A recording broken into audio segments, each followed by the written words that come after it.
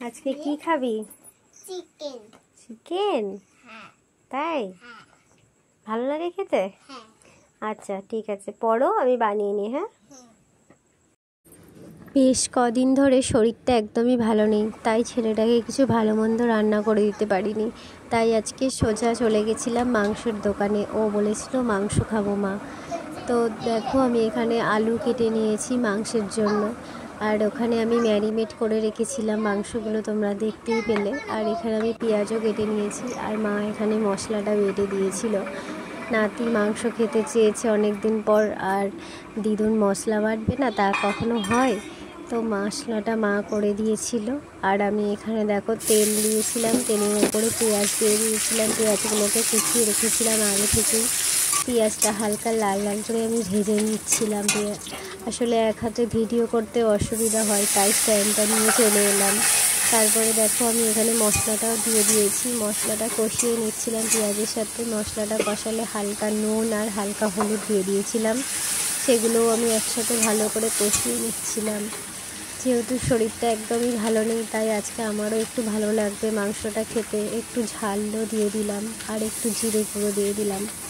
ঝাল লঙ্কার গুঁড়োটা আমি সব তরকারিতে দিই না, মাংস করলেই দিই। তারপরে মাংসটা আমি ওর মধ্যে দিয়ে মাংসটাকে আমি ভালোভাবে কষিয়ে নিচ্ছিলাম।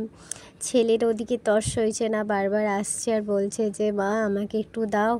আমি বললাম হ্যাঁ রে দেবো, একটু ওয়েট কর, এক্ষুনি হয়ে যাবে। তো দেখো আমি মাংসটা ভালোভাবে কষিয়ে নিচ্ছিলাম। এরপর মাংসটা হাফ হয়েই এসেছে। তারপরে কষাতে কষাতে ভাবলাম একটু ঢাকা দিয়ে দিই। ঢাকাটা দিয়ে দিলে সুবিধাও হবে, তাড়াতাড়িও হয়ে যাবে আমার। যাই হোক, কিছুক্ষণ পর আমি ঢাকাটা খুলে দেখলাম ভালোই সিদ্ধ হয়ে এসেছে। তারপরে আমি একটু নাড়িয়ে নিচ্ছিলাম ভালোভাবে, আর একটু লাল রং করার চেষ্টা করছিলাম, কিন্তু কাশ্মীরি লঙ্কা না দিলে তো আর লাল হবে না। কাশ্মীরি লঙ্কা বাড়িতে ছিল না। আর আগে আমরা কি করতাম বলো তো? আজকে মারা মাংস রান্না করলেই আমরা বাটি নিয়ে গিয়ে দাঁড়িয়ে থাকতাম। ঠিক তাই এখন ছেলেও আমার এরকম করে। তাই আমি ওর জন্য আর আমার জন্য একটু আলাদা করে তুলে নিচ্ছিলাম কষা মাংস। তারপর ওকে আমি এটা দেব। ও পড়তে বসেছে, বারবার বলছে মা হয়েছে। আমি বলছি হ্যাঁ রে, আর একটুখানি। ওকে অনেকক্ষণ ওয়েট করিয়ে রেখেছিলাম। এবার যাই, ওকে মাংসটা দিয়ে আসি। অনেকক্ষণ বেচারি বলছে যে আমাকে দাও।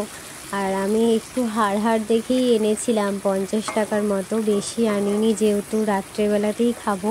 সকালে বাসি আর রাখবো না, সবার বাড়িতে শরীর খারাপ, তাই আর বাসি রাখলাম না।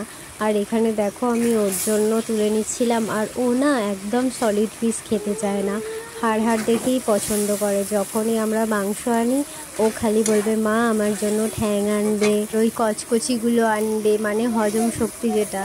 তো দেখো আমি ওর জন্য সব তুলে নিয়েছি। এরপর আমি আলুগুলো দিয়ে একটু কষিয়ে নেব। আলুগুলো দিয়ে আমি একটু নাড়িয়ে চাড়িয়ে নিয়ে এর মধ্যে দিয়ে দিলাম জল। এবার এটা ফুটতে থাকবে, তার জন্য আমি একটু নাড়িয়ে নিয়ে এটাকে ঢাকা দিয়ে রাখবো। তো ঢাকা দিলে তাড়াতাড়ি হয়েও যায়, আর আমি দেখো ঢাকাটা দিয়েও দিচ্ছিলাম। ঢাকাটা দিলে খুব তাড়াতাড়ি সিদ্ধ হবে। এরপর আমি ওকে দিতে যাচ্ছি এটা। কিরে আয়, হয়ে গেছে, আয় বস, নিচে বস। কেমন হয়েছে খেতে? ভালো হয়েছে? ঠিক আছে, খেয়ে নাও। হ্যাঁ, রান্না করতে করতে অনেকটা রাতও হয়ে এসেছে। এরপর আমরা খেতে বসে পড়েছি। আর ও আমাকে বলল মা আমাকে ভাতটা মেখে দাও। তুমি মেখে দিলে সেই ভাতটাই স্বাদই অন্যরকম। এইটুকু দেখতে হলে কি হবে, ও আমাকে বলবে সব সময় মা তুমি ভাত মেখে দাও।